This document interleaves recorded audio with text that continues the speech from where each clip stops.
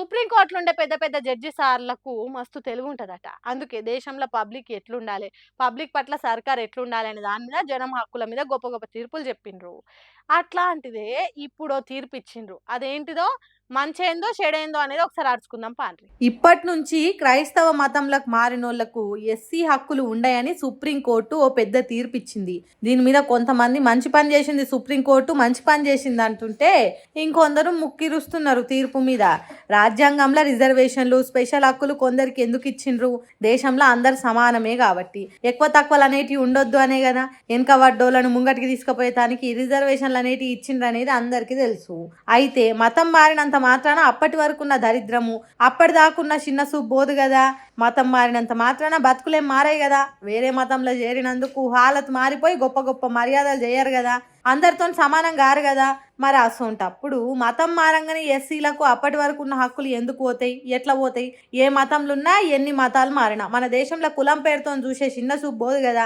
అసొంటప్పుడు హక్కులు ఎందుకు పోతాయి అన్నట్టు కొంతమంది గట్టిగానే మాట్లాడుతున్నారు. వాళ్ళు అట్లా మాట్లాడుతున్నారు కానీ ఏపీ హైకోర్టు మాత్రం క్రిస్టియన్ మతంలో కులాలు ఉండయి కాబట్టి వాళ్ళను తక్కువ ఎక్కువ చూసే ఛాన్స్ లేదు కాబట్టి ఎస్సీ హక్కులు ఉన్నాయి అన్నట్టు తీర్పిచ్చింది అప్పట్లో. హాగో అదే తీర్పును ఇప్పుడు సుప్రీంకోర్టు ఇచ్చింది. అయితే కోర్టులో చేసే వాదనలకు అది రైటే అనిపిస్తుంది కావచ్చు కానీ ఎస్సీ వర్గంలో నుంచి వేరే మతంలో చేరిన వాళ్ళకి తెలుసు కులం పేరుతోని తక్కువ ఎక్కువ చూస్తున్నారా చూస్తలేరా అనేది. ఈ దేశంలో కులం ఉన్నంత కాలము తక్కువ ఎక్కువలు అనేటివి ఉంటాయి. ఎన్ని మతాలు మారినా వివక్ష మాత్రం మారది. కాబట్టి ఇటువంటి తీర్పులు వెనక వడ్డోలను ఇంకింత వెనకకు నెట్టేసినట్టే అవుతుంది అన్నట్టు మాట్లాడుతురట సుప్రీంకోర్టు తీర్పిన్నోళ్ళు కూడా. దేవుని ముచ్చట్లు, ఒక మతంలో ఉన్న మంచి సంగతులు, పవిత్ర గ్రంథాలలో ఉన్న మంచి చెడ్ల గురించి 4 మాటలు వచ్చిన పండితులు, గురువులు, సిద్ధాతులు, వేదాంతులు చెప్పే ముచ్చట్లనే ప్రవచనాలు అంటారు. వాళ్ళు చెప్పే మాటలు 10 మంది మేలు కోరుతాయి, సమాజానికి బాగు చేసేదానికి పనికొస్తాయి, చాలా మంది సన్మార్గంలో నడిచేటట్టు చేస్తాయి. కానీ ఈ కాలం పండితులు వాళ్ళకే మొత్తం తెలుసు అన్నట్టు నోటికి వచ్చింది వాగుతున్నారు.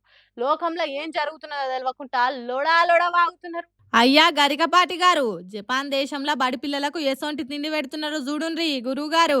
ఈ వీడియో చూపించడానికే మాకేం మోమాటం లేదు పండితులు గారు.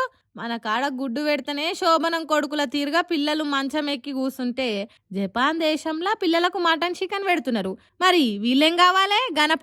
గరికపాటి గారు, శోభనం కొడుకు కంటే ఇంకింత ఎక్కువనే కావాలి కదా పంతులు గారు. కానీ జపాన్ దేశంలో పెడుతున్న తిండి తిన్న పిల్లలు శాస్త్రవేత్తలు అవుతున్నారు, ప్రపంచానికి పాఠాలు నేర్పుతున్నారు. ఒక్క గుడ్డే కాదు, పంచభక్ష పరమణాలు పెడుతున్నారు. అది కూడా ఎంత పద్ధతిగా పెడుతున్నారో చూడుండ్రి. అయినా పౌష్టికాహారం లేక దేశంలో ఎంతమంది పిల్లలు రోగాల పాలవుతున్నారో శుభ్రంగా నెయ్యేసుకొని తినే మీకు తెలిసే ఛాన్స్ ఎక్కడిది. గాని పంతులు గారు, నీ 2 కొడుకులల్లా ఒక్కలకు గురజాడ అని పేరు పెట్టినావు కదా, ఆ గురజాడ రాసిన తిండి కలిగితే కండగలదోయ్, కండ కలవాడే మనిషోయ్ అనే పద్యం చదవలేదా? చదివిన మతిల లేదా? ఉన్నా మతి తప్పినవా? నీ ఎకిలి మాటలు, బడుగు జీవుల బతుకులను ఎక్కిరిచ్చే మాటలు ఎప్పుడు మర్చిపోతారు సారు? మన దేశంలో మధ్యాహ్నం బువ్వతో పాటు పెట్టే గుడ్డు తిన్న పిల్లలకు ఎన్ని పోషకాలు అందుతున్నాయో తెలుసా? అవేం తెలియదు కానీ లొట్టి మీద కాకోలే లొడా లొడా వాగాలి. సభకొచ్చిన వాళ్ళతోని సప్పట్లు కొట్టించుకోవాలి. కడుపు నిండా తిండి పెడితే దేశానికి ఆరోగ్యవంతమైన సమాజం తయారైతుందనే సోయి లేని మాటలు మాట్లాడితే ఎట్లా సారు? చదువుకునేటోళ్లకు తిండి పెడితే రేపటి పౌరులైతారు, దేశానికి పనికొస్తారు. కానీ మీ అసొంటి పని పాట లేనోళ్లకు, నోటికి ఏదొస్తే అది మాట్లాడేటోళ్లకు తిండి పెడితే సోంబేరీలు అవుతారు. అయినా గుడ్డు తింటే శోభనం కొడుకులైతే ఈ దునియాల సంవత్సరం నిండిన బుడ్డోడు 100 ఏండ్లు దాటిన పండు ముసలోళ్ళు కూడా గుడ్లు తింటాండ్రు. వాళ్ళంతా శోభనం కొడుకులే అవుతారా? వచ్చినాని మాటలు మాట్లాడి నెత్తి సొట్లు పడేటట్టు పబ్లిక్ తోని మొట్టికాయలు తినకుండా ఎట్లా మాట్లాడాలనో నేర్చుకోండి. ఎక్కడికన్నా క్లాసులకు పోయొచ్చి మళ్ళా ఫ్రెష్గా ప్రవచనాలు మొదలు పెట్టుండ్రి. అట్లా కూడా కాకుంటే దునియా దేశాలలో చదువుకునే పిల్లలకు ఎసొంటి తిండి పెడుతున్నారో చూసి జరంతా లోక జ్ఞానం పెంచుకొని మాట్లాడుండ్రు అని అంటుర్రు. జపాన్ దేశంలో పిల్లలకు పెట్టే తిండి వీడియోలను చూసిన పబ్లిక్